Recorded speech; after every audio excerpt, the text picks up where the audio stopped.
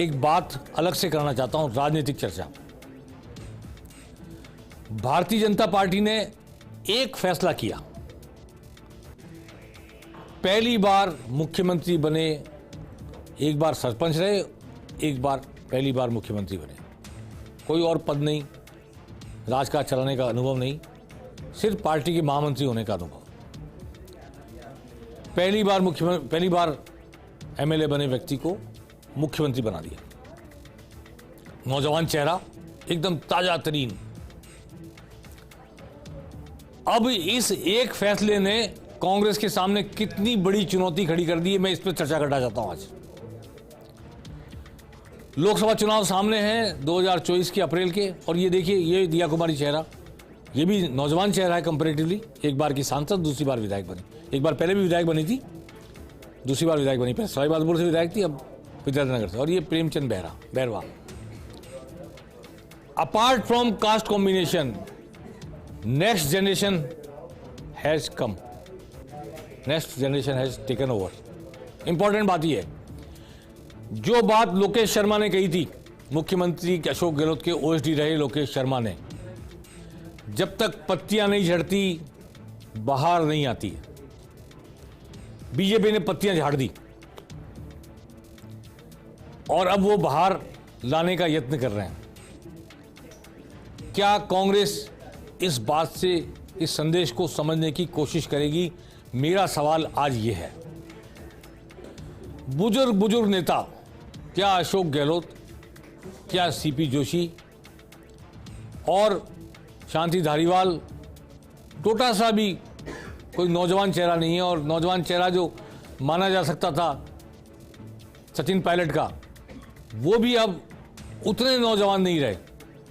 5 साल लड़ते भिड़ते झगड़ते अशोक गहलोत के साथ सरकार गिराने की कोशिश करते, उनका चेहरा भी नौजवानों को उस तरह अट्रैक्ट करने वाला नहीं, ताज़ा नहीं है, फ्रेश नहीं है। वो जो पट्टी है उस पर इबारत लिख दी गई है एक उनके द्वारा। तो ये डोटासरा, ये अशोक गहलोत, ये सचिन पायलट, ये रंधावा और सचिन पायलट के साथ सीपी जोशी, क्या ये अब कांग्रेस को आगे ले जाने में सक्षम है? ये सवाल मैं खड़ा करना चाहता हूं। 2024 का चुनाव सामने है। 2023 के विधानसभा चुनाव में राहुल गांधी चाहते थे कम से कम 50 नौजवानों को टिकट मिले, नए लोगों को टिकट मिले, नहीं दिया गया, नहीं मिल पाया। हो सकता है ये आशंका रही हो कि बुजुर्ग नेताओं को अगर नहीं दिया गया, टिकट काटा गया, तो वो बगावत करें, जैसी बगावत बीजेपी में हुई, 7 आदमी जीत के भी आए। हो सकता है डर रहा हो, लेकिन एक दिन फैसला करना पड़ेगा। लोकेश शर्मा के कथन को सिर्फ टिकट नहीं मिलने के फ्रस्ट्रेशन के हवाले नहीं किया जा सकता। उसको, कथन को, जो केस चल रहा है फोन टेपिंग का, उसके नाम पर खारिज नहीं किया जा सकता। बात निकली है तो दूर तक जाएगी। नई कौपलें तो खिलानी ही पड़ेगी, उगानी ही पड़ेगी, नई पौध को लाना पड़ेगा। क्या कांग्रेस संकल्पित है? क्या कांग्रेस इस लक्ष्य को लेकर आगे चल रही है? क्या कांग्रेस के पास इस हार के बाद 25 सीटों पर, 25 लोकसभा सीटों पर लड़ने लायक प्रत्याशी होंगे? और क्या वो लड़ने लायक प्रत्याशी सीपी जोशी को भीलवाड़ा से या नाथद्वारा से, महेंद्रजीत सिंह मालवीय को या उनकी पत्नी को बांसवाड़ा डूंगरपुर से, ऐसे ही रघु शर्मा को शायद अजमेर से, सचिन पायलट को टोंक से, अजमेर से, ऐसे वही चर्चित परिचित चेहरे, बुजुर्ग चेहरे, जिनकी स्लेट पर कुछ न कुछ इबारत लिखी गई है और जिस इबारत के खिलाफ पार्टी के भीतर ही एक वर्ग है, पार्टी के भीतर ही गुटबाजी है, जो खुद किसी गुट के हिस्से हैं या खुद कोई गुट हैं। कांग्रेस क्या इनसे उबर कर चुनाव लड़ पाएगी? भाजपा ने अपनी पुरानी पीढ़ी को नमस्ते कर दिया तीनों राज्य में, और नई पीढ़ी जो 15 साल 20 साल सर्व कर सके पार्टी को, चाहे मुख्यमंत्री रहें चाहे किसी और पद पर रहें, और जो नौजवानों को अट्रैक्ट कर सकें, नौजवानों की भावना समझ सकें, नौजवानों की भाषा को समझ सकें, नौजवानों की प्रॉब्लम्स को समझ सकें, ऐसी पीढ़ी को लेकर आ गए। अब कांग्रेस क्या नौजवान होने की कोशिश करेगी, जवान होने की कोशिश करेगी? ये यक्ष प्रश्न राहुल गांधी, प्रियंका गांधी और बुजुर्गवार खड़गे उनके सामने है। आप देखिए कि हार का ठोक ठीकरा चाहे किसी के माथे फोड़ा जाए, लेकिन जब आप 2 साल प्रदेश अध्यक्ष रहने के बाद 60-70% जिलों में जिलाध्यक्ष नियुक्त नहीं कर पाते, आपका संगठन नहीं पार्टी का, और बीजेपी का संगठन ही संगठन है, बूथ लेवल से लेकर ऊपर तक संगठन ही संगठन है, किसके माथे ठीकरा फोड़ेंगे हम? 16 यूआईटी थी, एक भी अध्यक्ष नियुक्त नहीं किया। जेडीए में अध्यक्ष नहीं, जोधपुर डेवलपमेंट अथॉरिटी में अध्यक्ष नहीं, अजमेर डेवलपमेंट अथॉरिटी में नहीं। आप ही की पार्टी के लोग बनते, पावर सेंटर बनते, लोगों का भला करते, पर ब्यूरोक्रेसी के हवाले रखा आपने। अब आप कैसे कहेंगे सत्ता में भागीदारी के सवाल पर आपका नौजवान, आपका कार्यकर्ता बुझा हुआ था और बीजेपी का कार्यकर्ता उमंग से भरा, जोश से भरा था। उसके बाद एक मकसद था, आपके कार्यकर्ता के पास मकसद नहीं था। इस सच्चाई को कैसे जानेंगे आप? सिर्फ और सिर्फ दिन में 8 बार, 6 बार, 4 बार लाइव सभाएं कर देने से टीवी चैनलों पर, और आपका प्रदेश अध्यक्ष आपकी छाया बनकर हर सभा में मौजूद रहे, भाषण दे, और लाइव वो भी दिखाया जाए। संगठन के नाम पर क्या खड़ा करने की कोशिश की? आखिरी दिनों में 80-80, 85-85 लोगों की उपाध्यक्ष, महामंत्री, मंत्री, लंबी लंबी लिस्टें 2 महीने पहले चुनाव के। आदमी अपने आप को रिकॉग्नाइज भी नहीं करा पाए सोसाइटी में कि मैं कुछ बन गया हूं, और कुछ बन गया। 80 सीटों, 80 लोगों में से एक में बन गया। तो वेल डिफाइंड कुछ नहीं, वेल ऑर्गेनाइज कुछ नहीं, वेल थॉट के साथ कुछ नहीं।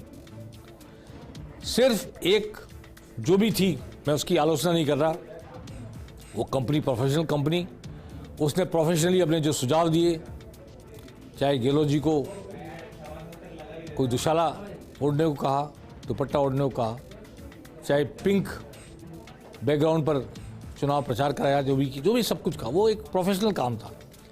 लेकिन मैं आज इस मौके पर कहना चाहता हूं कि प्रोफेशनल सुझाव, प्रोफेशनल स्ट्रेटेजी तभी काम करती है जब आपका पॉलिटिकल वर्कर चार्ज हो, उस पॉलिटिकल वर्कर के पास ऊष्मा हो, ऊर्जा हो, संकल्प शक्ति हो, इच्छा शक्ति हो।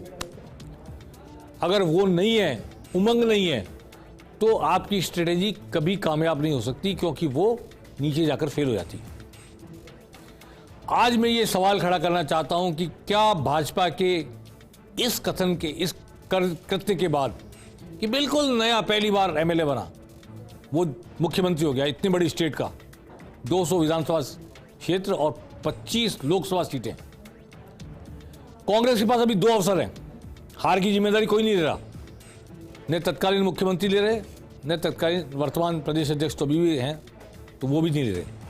वो कांग्रेस का विषय है, हार की कोई जिम्मेदारी ले ना ले, लेकिन कांग्रेस के पास एक अवसर तो नेता प्रतिपक्ष नियुक्त करने का है। क्या कांग्रेस नेता प्रतिपक्ष की नियुक्ति के जरिए कोई मैसेज देगी, कोई संदेश देगी प्रदेश की जनता को, कांग्रेसी कार्यकर्ताओं को और अपने चुने विधायकों को, जिसका संदेश का कोई मतलब लोकसभा चुनाव की लड़ाई में निकल सके? क्या ऐसा कोई मतलब निकालने की कोशिश करने वाला कृत्य करेगी कांग्रेस नेता प्रतिपक्ष की नियुक्ति के जरिए?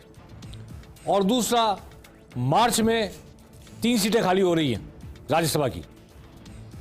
मनमोहन सिंह रिटायर हो रहे हैं, भूपेंद्र यादव रिटायर हो रहे हैं, किरोड़ीलाल मीणा रिटायर हो रहे हैं। अब 2 सीटें तो भाजपा जीत के जाएगी, आप 1 सीट जीत सकते हैं। क्या इस 1 सीट को जीतने की कोशिश में या जीतने की उपलब्ध परिस्थिति का उपयोग करते हुए आप फिर किसी बुजुर्गवार को, किसी उत्तर प्रदेश के नेता को, किसी और जगह के नेता को आयातित करके राजस्थान के नाम पर भेज देंगे? प्रमोद तिवारी, कितने नाम लेना चाहता हूं, नहीं लेना चाहता मैं, मनमोहन सिंह को भी आपने भेजा, सम्मान दिया उनको, अलग बात है, लेकिन राजस्थान का नेतृत्व, राजस्थान की युवा पीढ़ी इस ओर देख रही है कि उसको एस्टेब्लिश होने का कब मौका मिलेगा, कैसे मौका मिलेगा। आप हर वक्त आला कमान के निर्देश पर, आला कमान की इच्छा पूरी करने के लिए उत्तर प्रदेश से, हरियाणा से, किसी और राज्य के नेता को जो वहां चुनाव हार गया है उसको लाकर राजस्थान से राज्यसभा में भेज देंगे। आला कमान खुश रखना चाहिए। राजस्थान की नौजवान पीढ़ी एक नीरज डांगी है, और कौन? तो क्या कोई संदेश नई पीढ़ी को राज्यसभा चुनाव में उपलब्ध 1 सीट पर जीत की संभावना का उपयोग करते हुए दिया जा सकेगा, दिया जाएगा कांग्रेस के द्वारा? ये प्रश्न भी मैं आज छोड़ के जाना चाहता हूं। मैं कांग्रेस का कोई प्रवक्ता नहीं, कांग्रेस का कोई पक्षधर नहीं, लेकिन एक प्रतिपक्षी पार्टी लोकतंत्र में जरूरी होती है, उसका ताकतवर होना जरूरी होता है, और उस पार्टी के भीतर एक पूरी नई पीढ़ी होती है। उस पीढ़ी की उमंगें, उसके सपने, उसकी आकांक्षाएं, उसकी योग्यताएं, उसकी प्रतिभाएं, अगर उसका उपयोग नहीं किया जाता है, लोकतंत्र में देश की दूसरी सबसे बड़ी पार्टी, तो एक राजनीतिक पर्यवेक्षक के नाते, राजनीतिक समीक्षा के नाते मैं उसे रेखांकित करना अपना फर्ज समझता हूं। मैं कोई ये कोशिश नहीं कर रहा कि भाजपा के खिलाफ कांग्रेस लड़ाई के लिए तैयार हो जाए, पर डेमोक्रेसी में, पार्लियामेंट्री डेमोक्रेसी में विपक्ष का सजग होना, सबल होना, सुयोग्य होना, समर्पित होना और समाज के प्रति प्रतिबद्ध होना, प्रतिभावान होना, और ऐसा विपक्ष होना जो आने वाली पीढ़ी को सर्व कर सके, आने वाली पीढ़ी के सपनों को साकार करने का संदेश दे सके, ये बहुत जरूरी है। वरना एक पूरी पीढ़ी लोकतांत्रिक प्रक्रिया से अलग रहते हुए, वंचित रहते हुए चली जाएगी। मेरा मतलब, भाजपा ने अवसर दिया अपनी नई पीढ़ी को, क्या कांग्रेस अपनी नई पीढ़ी को अवसर देने की दिशा में सोचेगी? तो दो मौके मैंने गिनाए हैं, नेता प्रतिपक्ष की नियुक्ति और राज्यसभा चुनाव में एक सीट जो उपलब्ध है उस पर चुनाव लड़ाने की युक्ति, और फिर तीसरा मौका है सबसे बड़ा, अप्रैल में, मई में लोकसभा चुनाव होंगे। क्या 25 ही सीटों पर हमें फिर ऐसे लोग देखने को मिलेंगे जिनके सर पे बाल ना हो, या इनकी दाढ़ी और बाल सब सफ़ेद हों, और उनकी वरिष्ठता के नाम पर उनकी चुनाव लड़ने की जो इतिहास है, 7 बार एमएलए, 3 बार एमएलए, 2 बार हार गए, 5 बार, उसके आधार पर ही दी जाएंगे? या फिर कांग्रेस की कोई तैयारी है, कोई नई पौध है?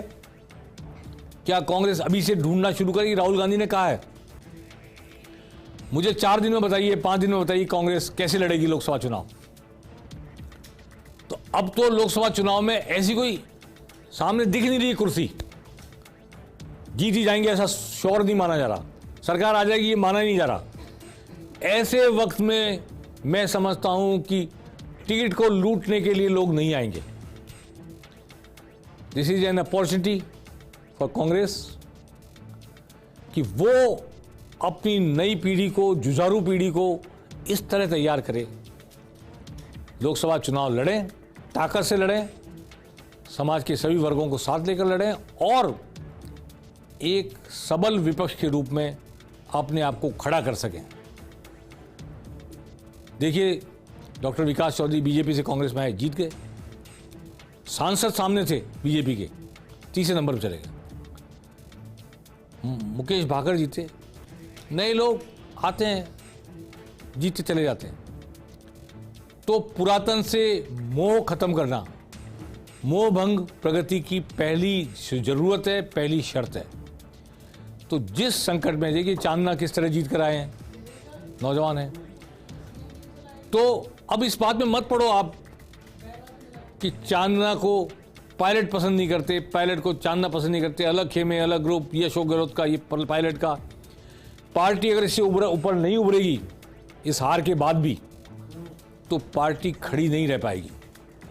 इसलिए कांग्रेस का आत्ममंथन उसे कहां ले जा रहा है, आत्ममुग्धता की स्थिति से बाहर आ रहे हैं, नहीं आ रहे हैं कांग्रेस के नेता, ये देखने वाली बात होगी। आत्म प्रकाशन की भूख, एक दिन में 4-4 प्रेस कॉन्फ्रेंस दिल्ली से नेता आते हैं, हर 2 घंटे बाद कोई माइक लेके बैठ जाता है, मीडिया वालों को बुला लेते हैं, लाइव टेलीकास्ट। एक्स भी प्रेस कॉन्फ्रेंस कर रहा है, वाई भी राष्ट्रीय प्रवक्ता है, जेड भी राष्ट्रीय प्रवक्ता, आ गए जयपुर, मीडिया सामने ले आए और प्रेस कॉन्फ्रेंस शुरू। ये वर्क नहीं है, पॉलिटिकल वर्क है। फील्ड में, समाज में, नई पीढ़ी में, वंचित वर्गों के बीच उसकी स्पोक्समैन बनने की कोशिश कहीं होगी या नहीं होगी, ये सवाल मैं आज कांग्रेस के लिए छोड़कर जाना चाहता हूं। अगर भाजपा के इस बोल्ड संदेश को कांग्रेस आत्मसात करेगी, तो भाजपा की तरह कांग्रेस का महिला मोर्चा, कांग्रेस की युवा कांग्रेस, कांग्रेस की एनएसयूआई, ये एक्टिवेट की जाएंगी, जिलाध्यक्ष नियुक्त किए जाएंगे, संगठन खड़ा किया जाएगा।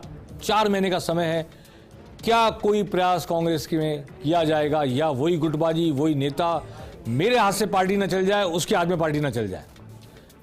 इसी उधेड़बुन में ये 4 महीने कांग्रेस खर्च कर देगी जनता के सामने। कांग्रेस की जो 4 साल 5 साल की लड़ाई आई है, अगर उस इमेज को धोने की कोशिश नहीं की गई तो अगले चुनाव में भी कोई उम्मीद कांग्रेस को नहीं करनी चाहिए। एक शेर मुझे याद आ रहा है, चलते चलते सुनाना चाहता हूं। बस ये कि जिस वक्त ये शेर लिखा था दुष्यंत कुमार ने, उस वक्त न तो भाजपा थी और न कमल का फूल उसका निशान था। इसलिए जो कमल इसमें इस्तेमाल किया गया वो भाजपा के लिए नहीं है। दुष्यंत कुमार ने एक गजल में कहा था, अब तो इस तालाब का पानी बदल दो, ये कमल के फूल मुरझाने लगे हैं। ये कमल का फूल भाजपा का चुनाव चिन्ह नहीं है, एक प्रतीक के रूप में, एक प्रतिबिंब के रूप में दुष्यंत कुमार ने इसको इस्तेमाल किया था। क्या दुष्यंत कुमार की गजल का यह शेर कांग्रेस सुनेगी? अब तो इस तालाब का पानी बदल दो, ये कमल के फूल मुरझाने लगे हैं, या यही तालाब का पानी 2024 के लोकसभा चुनाव में फिर हमारे सामने आएगा? पेनल्टी कॉर्नर में आज बस इतना ही। नमस्कार।